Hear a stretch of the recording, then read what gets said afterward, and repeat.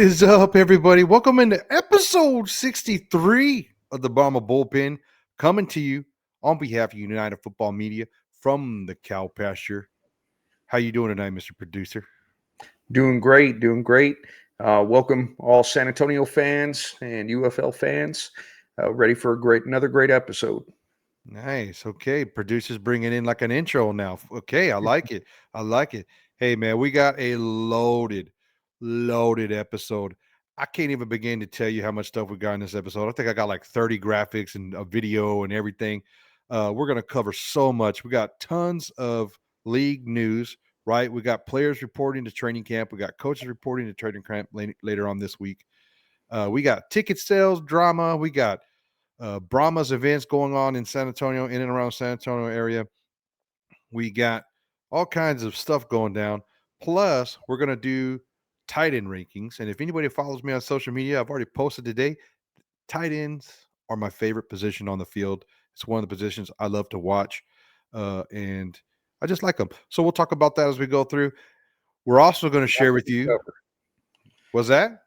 Oh, I said lots to cover. Lots to cover. We're also going to share with you UFM's pre-camp power rankings. And at the end of the episode, we're going to rank which teams we think have the best tight end positions. What do you think, producer? Does that sound like enough information for this episode? I think it could pretty much be 2 episodes, but let's go. Let's get with it.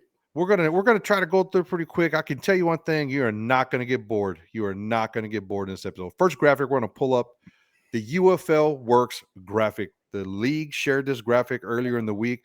UFL to NFL. I thought I would just throw it in here to show all the Brahma Bullpen listeners and watchers and UFM folks out there that join us each and every week down here in the cow pasture. The UFL Works. 83 signed players, NFL contracts, 300 plus NFL workouts, 18 former players made NFL active rosters, and 38 former legacy XFL USFL players are currently on active NFL rosters.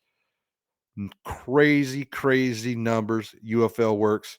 Producer, is there a better league to produce NFL players?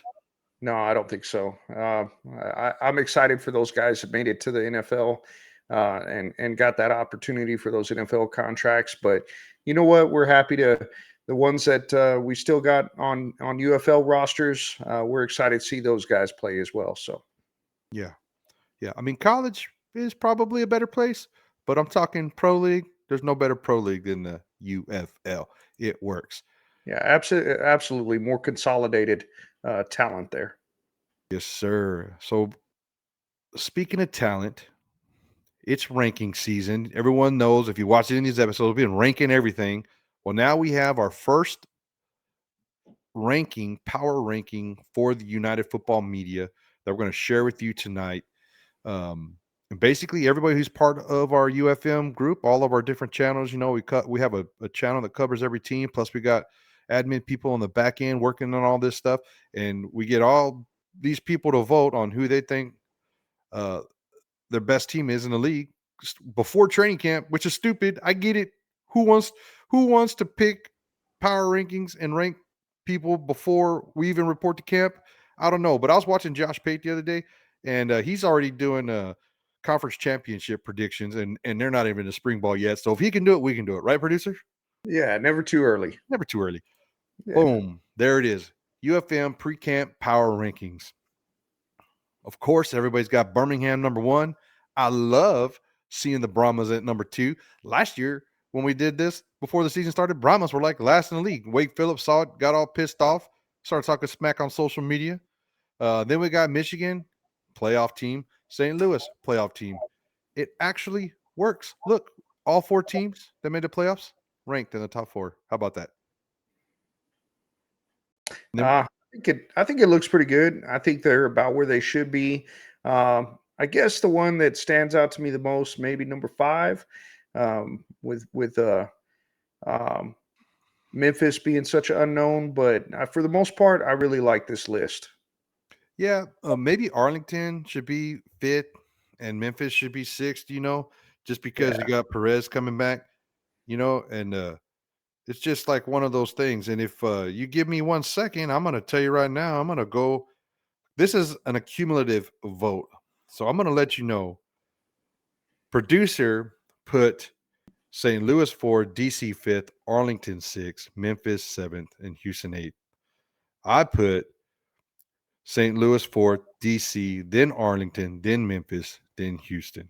So I put Arlington over that Memphis team, but obviously it's not just our rankings. But, anyways, there you go. Feel free to bash us in the comments. Tell us where we're wrong. Watch for it on social media. I'm sure there'll be tons of places for you to yell at us on social media about this and tell us why we don't know what we're talking about. All right, we're going to get into some Brahma news. We know this is the Brahma bullpen. We don't want to talk just about league news. We definitely want to make sure we do some Brahma specific news items. So, first and foremost, single game tickets are going on sale. 3 days from the time of recording this. We're recording this on the 24th. Single game tickets going on sale on the 27th. There's your information. Brahmas Tickets Central, tickets at UFL Brahmas. There's a phone number right there for you to call. Check this out. You can purchase season tickets for all of our home games starting at $20 a game. So $80 to get season tickets for the whole league. I don't understand why there's not 20, 30,000 people in $80 for the whole season. You can't even go watch a movie and eat dinner for $80. What do you think about that price, producer? I think it's a great value. I've been to NFL games, I've been to college games, I've been to a bunch of UFL games in a number of different cities. I can tell you that the UFL product, you're paying a lot less than you are for your NFL game, and I think it's far more entertaining. NFL games just they're not as exciting as people would think. If you've never been to one, I'm telling you, for the price, you're gonna pay a tenth of the price, and you're going to enjoy it more. Go see the Brahmas. Go to the UFL games. Support the UFL. We need to fill up those stadiums, and it's a better value than many people realize.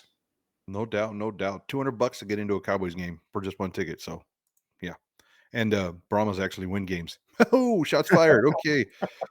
Going into the next season ticket. So if you're a season ticket member, check out this graphic. If you're not a season ticket member, I ask you, why aren't you a season ticket member? Okay. Get it? Come on, $80.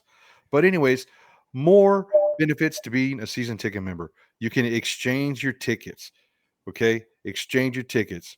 If you want a better view, 48 hours before the game, you can exchange your ticket to get closer to the stadium, get higher, get into the Lone Star Club, wherever you want to sit, right?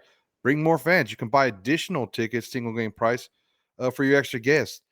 And you can have an account manager. No stress, no hassle. A season ticket member, you have the flexibility to enjoy every moment of the action on your terms. Producer, flexibility, and I, cheap tickets.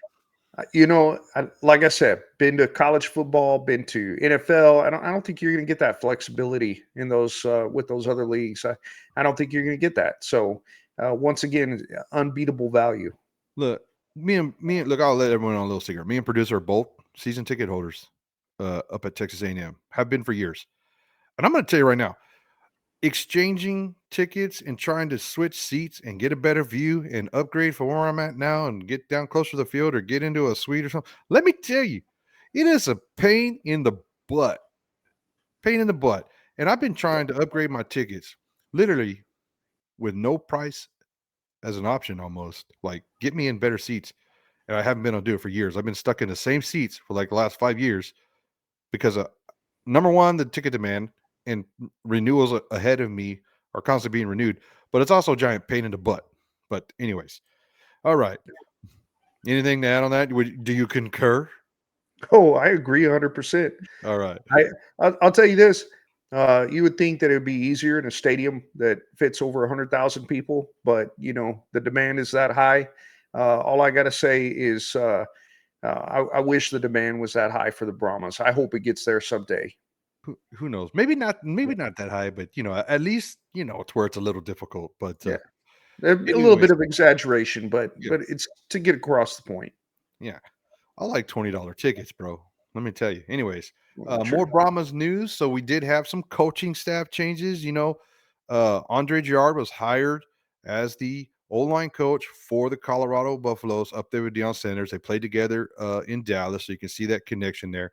With that being said, That just means that Marvin Williams got a promotion to offensive line. He was a running back coach, and now we have a new running back coach in Jesse Thompson.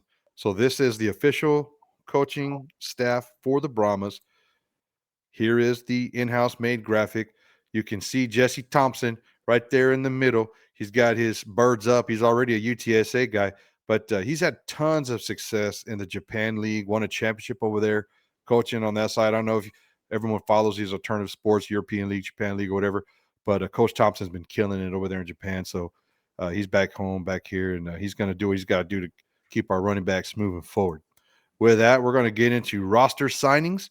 UFL, this transaction list came out. You can see that we signed Bryson Mays at center, and another Brahmas player retired, Robert Barnes. Robert Barnes, hate to see you go, but we're very grateful you are here. Thank you for giving of yourself to the San Antonio Brahmas. Inside linebacker, Robert Barnes retired. We got another roster signing, a safety, Christian Young out of Arizona.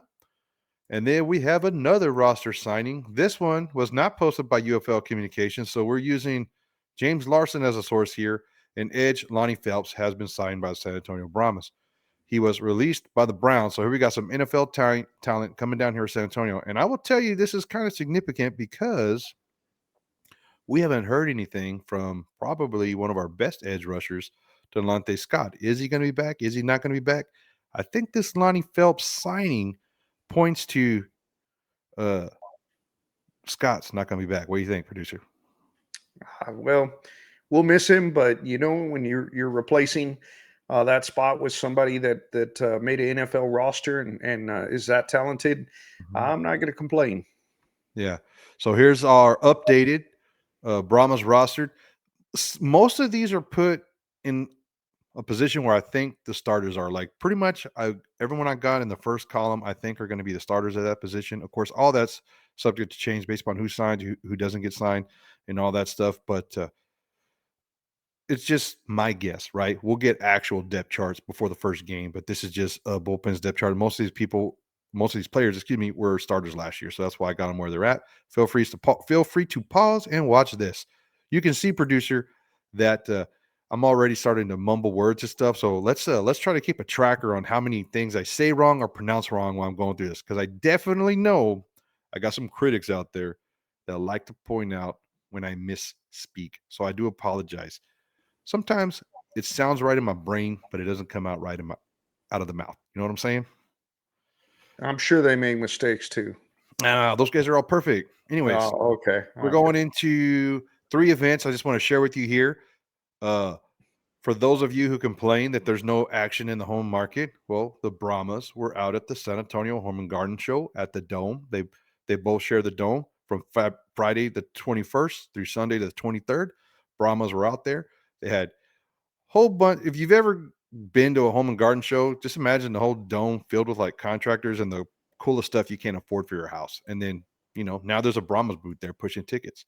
Another thing that happened the 23rd at the Frost Plaza down at La Quinteria, they had DJs and beverages and vendors, and they had Brahmas and merch out there. So they were out in the United We Brunch event, right?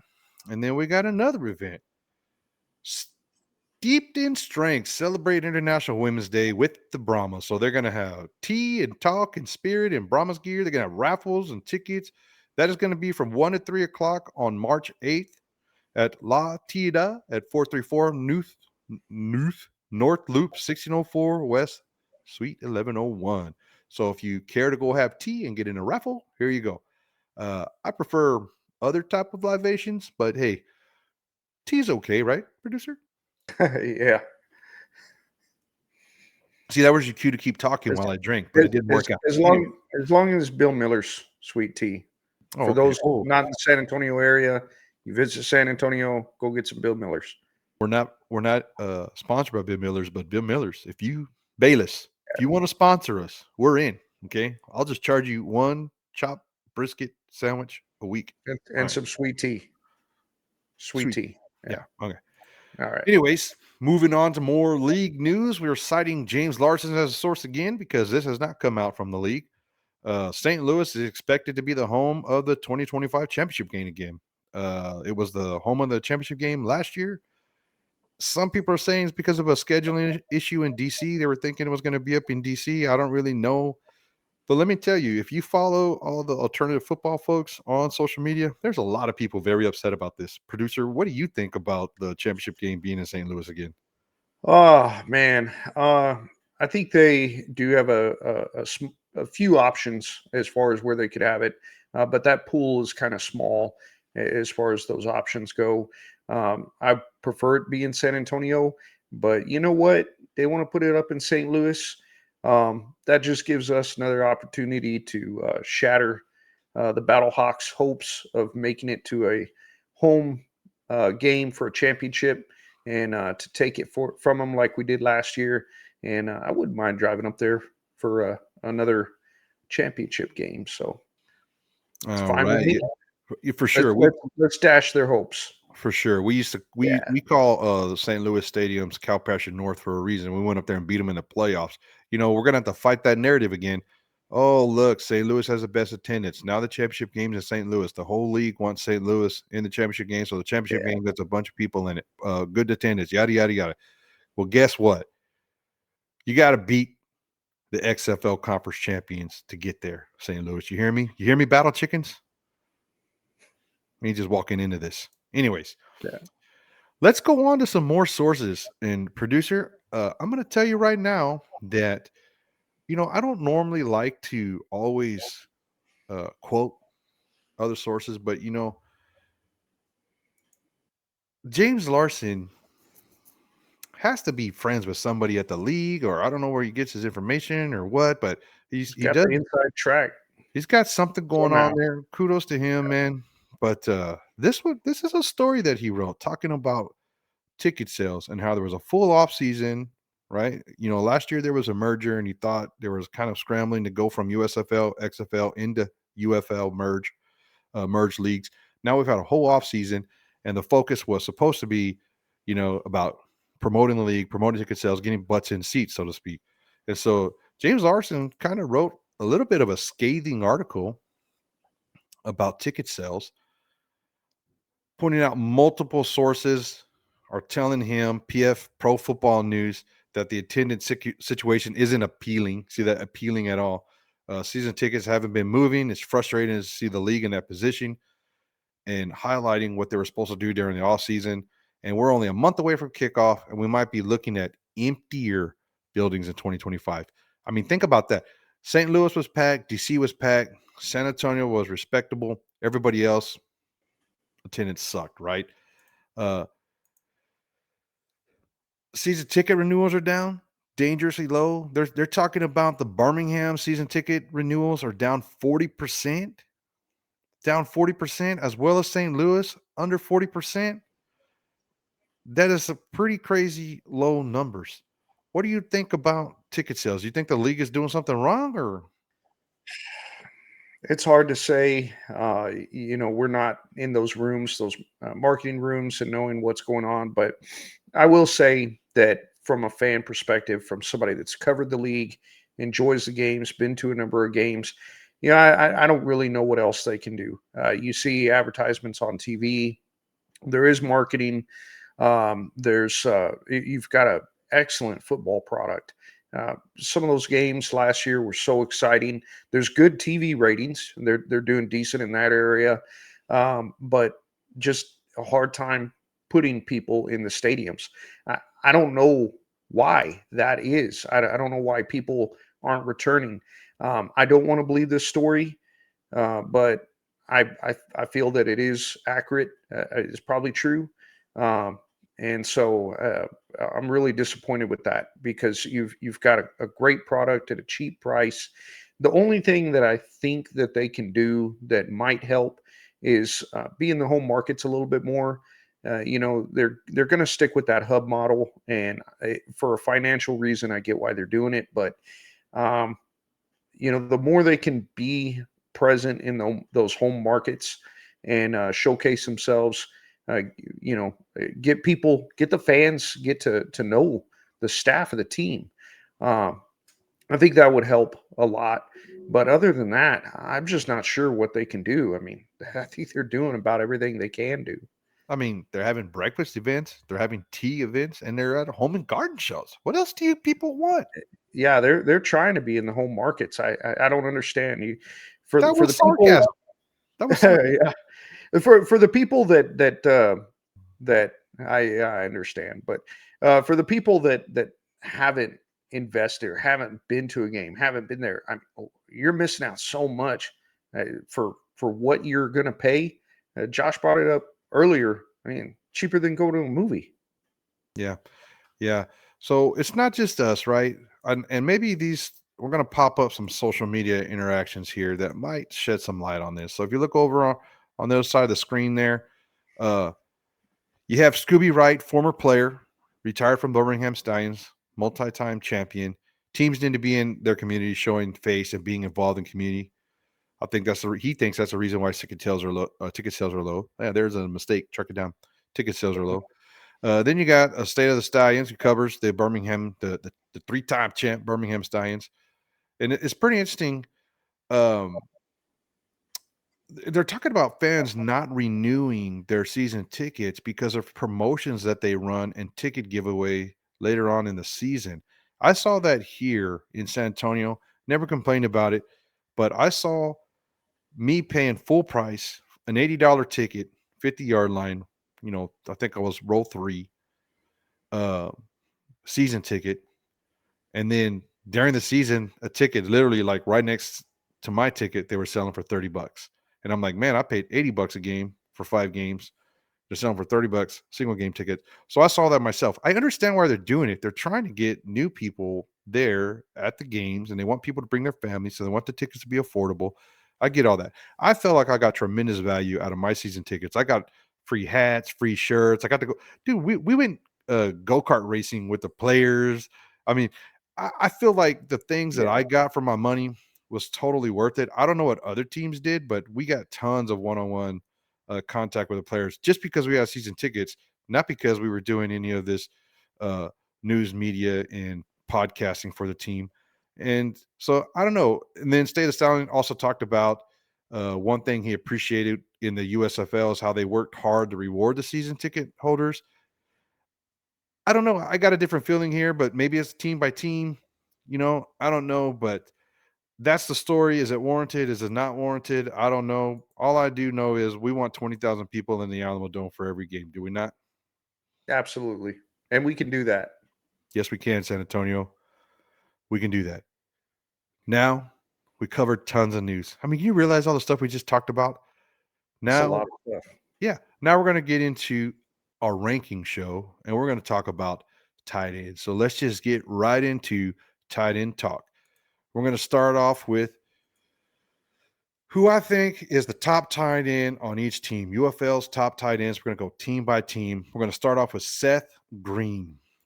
One of the reasons I picked with Seth Green is 84.6 receiving percentage, which is astronomical. The other thing is Arlington only has 2 tight ends currently on the roster. Curtis Hodges. He's young, doesn't have any stats in the UFL, whereas Seth Green has a season with Arlington in the books already. He's got a touchdown up there. The thing is Arlington had a gentleman everybody knows by the name of Sal Cannella, and we don't know if he's coming back. He signed an NFL contract. Well, he's going to be back or he's not going to be back. But that being said, right now with the 2 guys on the roster between Green and Hodges, I'm going with Green as my number one. What do you think about Green, producer? Well, I think the fans would like to see Sal back, but he's definitely a good tight end.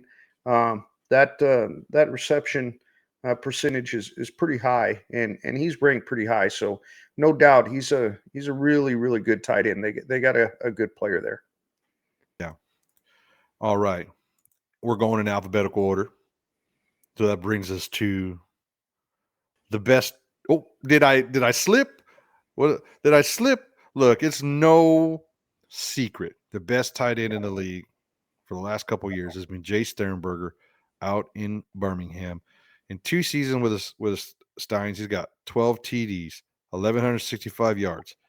There's not another tight end that touches those stats in the league right now on any roster. Okay, you could add up the starting tight end for like every other team put together and not get 12 touchdowns. So, I mean, this guy is basically dominating. Not to mention Aggie great, Jay Sternberger. So, will he be our number one tight end in the league, or is there a new guy with NFL experience that might supersede him? Producer, thoughts on the great Sternberger? Well, definitely a possibility. There might be somebody that takes that new tight end number one spot, but for my money, I'll stick with Jay Sternberger. I mean, you covered what makes him great. Um, I don't, I don't necessarily see anybody passing him this year. And it's crazy too. Marcus Ball, been with Birmingham for 3 years, also has 3 touchdowns and has a offensive PFF score of 60.1. Sternberger's is a 70. So even he's been extremely effective in his time with Birmingham. So they got a couple of great options there, but obviously Jace is the go-to guy. We're going to move on to DC. DC has the most tight ends currently on their camp roster out of all the UFL teams. They have the least number of wide receivers. So see how that kind of works together. Is DC planning on running the ball with Abram Smith? Or they're bringing in all these big tight ends? I don't know, but 1 + 1 = 4 sometimes. But anyways, you got Devin Asai. Asai. That's how we're gonna go. Is that a mistake? Mark it down. Say his name again. Asai. Now you're gonna keep counting. Okay, Counting, that's very I'm good. just counting mistake now. They got 4 other tight ends on the roster, but we think Devin's going to be the go-to guy. He's got over 400 NFL snaps with between Cincinnati. He played with Cincinnati last year in 2022. He's got just the most NFL experience, I think, out of all these tight ends on the rosters. And I think he's going to come down to the UFL and really work to put some tape and get game footage and get back into the NFL. What do you think? Yeah, we were just talking about Sternberger, and if anybody uh, takes over that number one spot, it could be Devin. Um, somebody that's got that much NFL experience. They're going against. I mean, no secret that the players in the NFL are obviously going to be at a higher talent level. That right? That's why they're in the NFL. But this guy's used to going up against NFL defenses, and so perhaps taking that step down as far as the talent level, the UFL, things might come a little easier for him. So we may be surprised. He may do better than many people think. He could be a breakout player. Yeah, there's 2 other tight ends on DC's rosters. Trey Berry, he's the highest rated blocking tight end on DC's roster. And then Briley Moore, he's been with DC for 2 years. They've both been with DC the last 2 years. Briley Moore has a reception percentage of 83.3 and a couple of touchdowns. So I don't think this is going to be guaranteed. Devin's going to walk in and take over, but I do think he is uh, probably going to get it, even though he's got some stiff competition down there in DC. Any more thoughts on DC before we move on to Houston? No, let's get to Houston. All right, let's get to Houston. Why was that funny? Anyways, we're going to pop up the Houston graphic. Okay, Houston. What can we say about Houston? So, one thing, they don't have many returning tight ends. As a matter of fact, they don't have any. So, this tight end we got here, Josh Peterson, played with the Houston Gamblers. So he same city, right? But you got a couple other guys down there. Cam Sutton, he played with the Vipers back in the XFL days. You got Malcolm Epps, who's coming from college, played at the school in Austin that should not be mentioned, USC and Pitt. But I just think Peterson's going to be the guy to get the nod. One season with the Gamblers, 66 receiving percentage, 329 yards. I just think he's going to wind up winning it out. What do you think? Oh well, we've mentioned, there's been some good things about Houston, but I think there's more bad about Houston than there is good, unfortunately. Um, I think that the tight end room for Houston is one of those negatives. I wish all these players the best. I hope they all do well um, in their individual right, but I don't see anything that really stands out that's really above average or significant about any of the tight ends on Houston. So Wish him the best, but I'm not feeling great about this one. Yeah. Yeah, I think it's a pretty common thought that we go through every week when we're talking about players. We want everybody to do good, except when they're playing the Brahmas, and so we'll repetitively say Yeah. that. But the good news is ranking season's almost over, so we're going to be talking camp news and game highlights at some point. But moving on to Memphis. Memphis.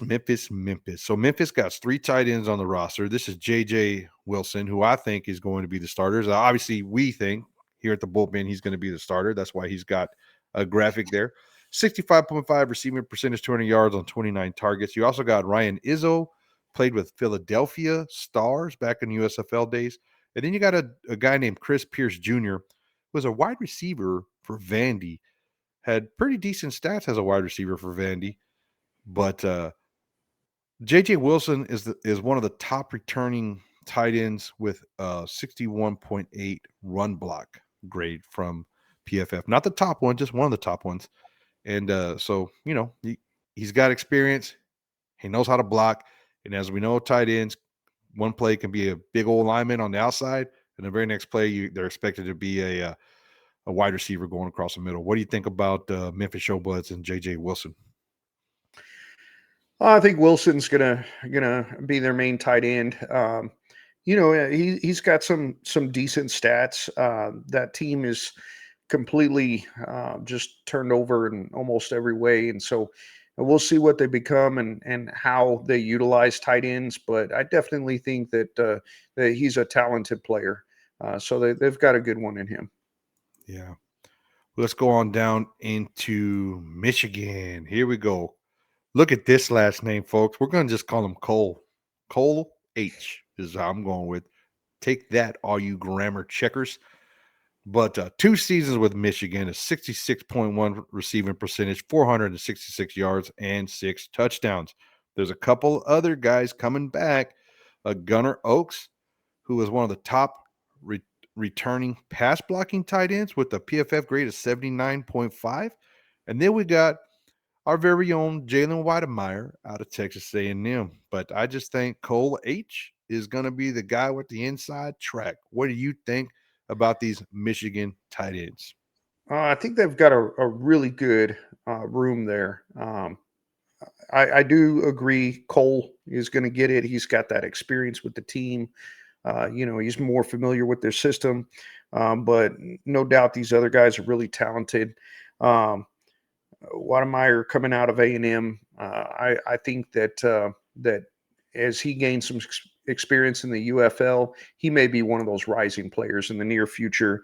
And then Oaks, a top return pass blocker. I think once again, all of them could be potentially really, really good. So we'll see what they turn out to be, but great room.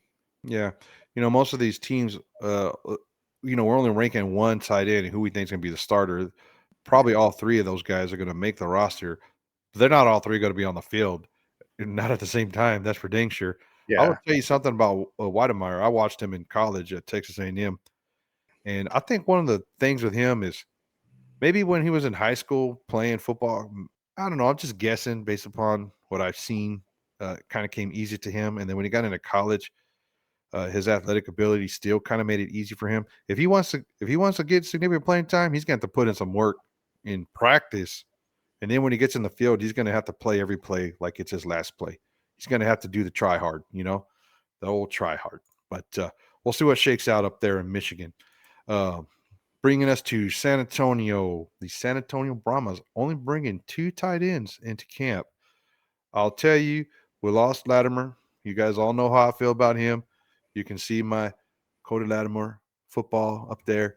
We're going to miss him. He came back to try to get Wade Phillips that championship last year. Came up one game short. He was injured, as we all know. And we I wish he was just still on the team, but hey, he's got his own thing that he's got to go do. We appreciate the effort he put in.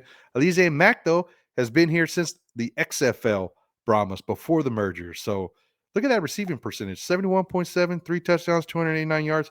I'll tell you, he was only targeted 53 times, especially with Latimer last year. And Alizé Mack is a great blocking tight end. He's going to do wonders down in the red zone. We'll see what happens between the 20s, whether or not we even have a tight end on the field or we just go straight up 4 wide receivers. But I can tell you, we get in a red zone offense, this man will be on the field and he's going to have opportunities to score touchdowns. What do you think about Alizé Mack? Well, I like him as a player. I think he's a good, above average tight end. We'll see how much they're utilized, as you mentioned, mostly in the red zone, more than likely. But the Brahmas have they've done some wild schemes, and so I look forward to what that offense is going to look like, and wouldn't be surprised to see some very, I guess, uncharacteristic plays that he may be a part of. Who knows? We'll see what is cooked up, but it's going to be exciting to see him play. He's a big man. I can tell you right now, I've stood next to him one time, and he's big. He's a big dude. So he's definitely a prototypical tight end. We're going to pop up another graphic here, and you might say, Bullpen, why are we getting 2 Brahmas graphics? You know what? Because I can. Okay. This is the Brahma Bullpen, and I can do that kind of stuff if I choose to. I just wanted to highlight our second tight end. I definitely think he's going to make the roster, and I definitely think he's going to be on the field. So I'm going to share a little bit with him, even though everybody else just gets one. This is not called uh, the Battle Hawk chicken pen. Okay. This is the Brahma Bullpen. So we're going to do 2. But another thing is, it's everybody knows UFM has an affinity for the Pittsburgh Maulers that did not survive the merger. Well, here is a Maulers player. He's already wearing yellow and black in that one picture. But this is our Brahmas bonus. 2 seasons with the Maulers. Got a touchdown up there. You know what? I'm gonna just play a video. I'm gonna play a video, and here is a Matt Seibert. That's how you say it. I watched the video.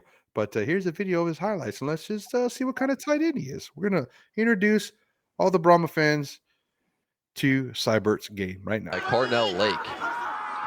Empty look. Williams to the outside. Tight end down the sideline. Great gain here as you cross midfield with Matt Seibert. 16 yards on the ground, first time with top of the screen. Look at that holding. He was holding. Look at that diving catch. Diving to make the catch near the 13-yard line is Matt Seibert. Not all these videos have sound, but you know how I know this has been a long episode, producer? How's that? I already finished the beer. Oh, man. But Seibert getting a little action there, getting a little hit. If the video's long enough, you get another one. Oh, yeah. Good point. Pressure up the middle. Williams to the air. His tight end Seibert with the catch and a first down for Pittsburgh. I like his speed. I do like his speed. It looks like he's got some good hands.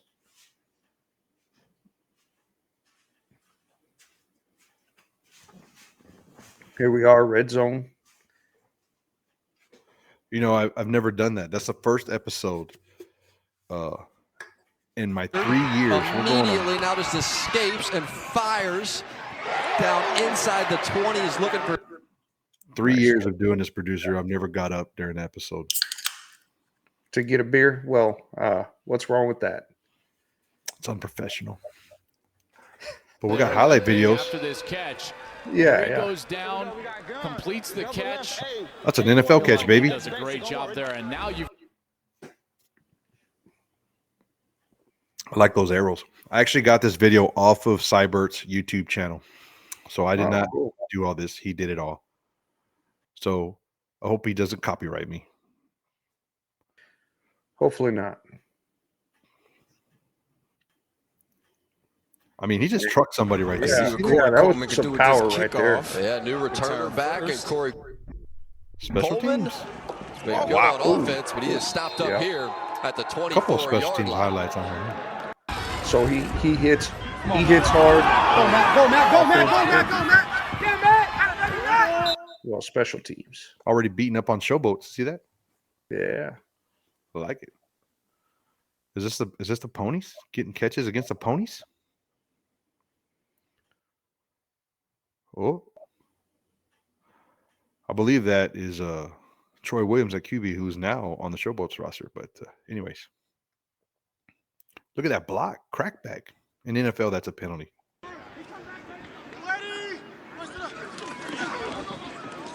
Flip it to the outside. Ooh, Seibert make a has the miss. football, and he Ooh, goes for yeah. Montesquieu. Low blow. Henry going low. Showing some heart.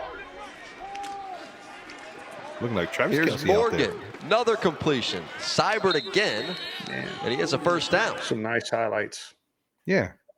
Yeah, a little something. When the season starts, we'll have a bunch of highlights from the games up Oh, here. Yeah, he'll be a very nice addition to the Brahmas roster. Ooh, get that block, baby. Finish him. Yeah, jump on him. That'd have been nice. Oh, we got some training video here. Training camp video. Nice route. Oh, that's a good catch. That's a good catch. Yeah. More game action out wide. See a little juke? Okay. I see that. Yeah, he's definitely got some talent. Is that against the vaunted Maulers defense in scrimmage? Interesting. Oh, look at that. Oh, I like it. Oh, shook him. I don't know, man. We'll see.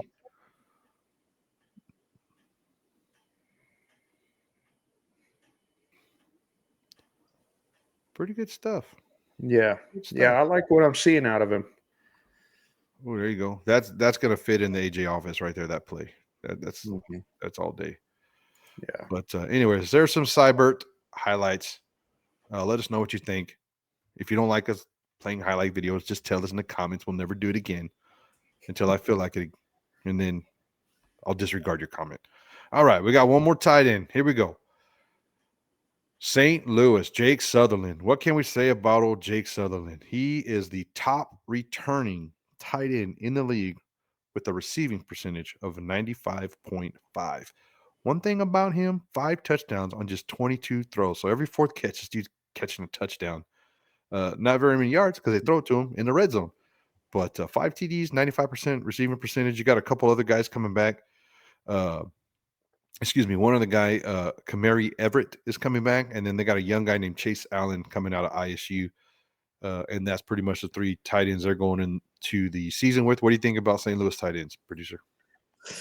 No doubt, very talented. A lot of that is how they're utilizing them, as you mentioned, the red zone. But with somebody that's got hands like that, 95% catch rate, you got to utilize that talent. So they're doing a great job putting him in the right spots, and it's paying dividends for them, helping him really succeed in his offense. Probably going to help make them one of the top offenses in the league this year.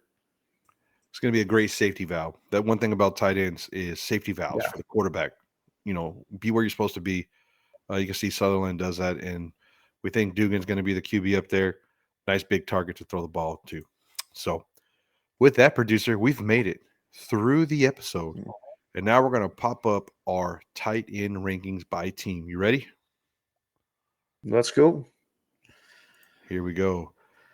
So my rankings are, of course, on one side, producers on the other. We both have Birmingham tops, Jay Sternberger. We both have St. Louis second, Jake Sutherland. We get down into DC, our third spot. You have DC, I have Michigan. I picked Michigan because old Cole and his 6 touchdowns and 2 years with Michigan and experience on the team. Why did you go with DC at 3? Devin and his 3 years of NFL experience. It's a good reason. Yep. Going on to number 4, I got the Brahmas and Alize Mack. And you just saw those Seibert highlights. What else do you need to know? And then you got – I wanted noted that once again, I've got the Brahmas ranked higher than you do. Why do you got Showboats at 4? I think they've got a good talented room. If you look at their PFF scores as far as what they've got, of course, some of this is a little skewed because one of their tight ends was wide receiver for Vandy. But I just think they have some talented tight ends there, and I'm not 100% sure I'm putting them at 4, but that's what I put them at. I think they'll do well with their tight ends. I think they'll utilize them a lot too. You saying the quarterback can't throw the ball down the field? Is that what you're Well, saying? we'll see. We'll see. All right. Yeah, we'll see. I think he throws a lot of interceptions. How do you know who he is? Well, who he potentially could be. Oh, So you think it's gonna be Dormady? yes, I do. Nice. All right. So we got DC. I got DC at 5, and I'll just echo your statements. NFL experience there for Devin. You got Renegades at 5. Why do you got the Renegades at 5? Seth Green. Oh, let's see, Renegades. Well, I mean, they've got Green there. I think once again with that high percentage catch percentage, excuse me, they've also got pretty high grades. So overall, offensive talent, they're ranked high, and they're not leaned on so much for touchdowns, but decent yards. Hodgins, of course, that was in college, but we'll see how it translates. I think they got a good room. Yeah. I got Arlington 6 basically just because Seth Green and Luis Perez. And anytime you're catching 84.6% of your targets, that's Yeah, good news for a quarterback such as Perez. You got Michigan at absolutely. 6. Any thoughts on Michigan Panthers? Tight end room? Oh, once again, Cole, really looking to see what comes out of him. But high catch percentage as well, 6 touchdowns, 2 years with Michigan. They're utilizing him. I think it's above out. Well, I think they have a really good room. I put them at 6. It's one of those rooms I'm not sure about. I agree with you. They could have been up there at 3 as well. A lot of these guys, a lot of these teams, you can move them around. It's just where I put them, but That's you why could it's easily called slide them around. a ranking, dude. Of course you can put him anywhere. Yeah, yeah. Anyways, I got Memphis number 7, basically because not much coming back other than JJ Wilson, and he only has 1 touchdown as in his time there with Memphis. So you need tight ends to catch balls in the red zone. So, anyways, you got the Brahmas at 7. Defend yourself, sir. Well, we've got 2 tight ends. Their PFF scores are a little low, and I think that's the main reason I dropped them. But I still know that there's really, really good talent at tight end. So um, I'm hoping that we finish the season a lot higher than 7. But at this time, just based on the scores, overall scores, that's why I stuck them at 7. So, Alize Mack is the 4th leading touchdown grabber returning to the UFL. So, there's only 3 tight ends that have caught more touchdowns than him. I want you to know that. Okay. Just want you to Hey, know I that. didn't say I was 100% right. All right. That's just where I put them. All right. Well, we'll go down to our 8th ranked team. We both have Houston in there. Basically, not much experience coming back. And there's a lot of questions in that tight end room. Plus, there's a lot of questions on that team in general. So I got them 8th. What do you got? I agree with you. I'm very worried about, well, I'm not worried about Houston, but if I was a Houston fan, I'd be very worried about Houston. If you were a Houston fan, you'd be worried about Houston. Huh? Yeah. Well, yeah, makes sense, I guess. Anyways, with that, we're going to call episode 63 a wrap. Anything you want to say? Any closing comments out of producer? Man, it's good to do these rankings. I can't wait till we get into training camp. We're going to see some scrimmages. Hopefully, we get to see them. And then, of course, when we get into the games, it's just, there's a lot to look forward to. And all I can say for any Brahmas fans, UFL fans, we talked about it earlier, support the league, buy tickets, and you're not going to regret it. It's going to be a great year. And I hope those numbers are wrong. I hope that you, as people that are interested in the UFL, I hope you show up in mass. Let's make this year a success. Only one thing left to do, producer. Let's end it like we always do with a nice horns forward. Let's go Yeah. Brahmas, baby.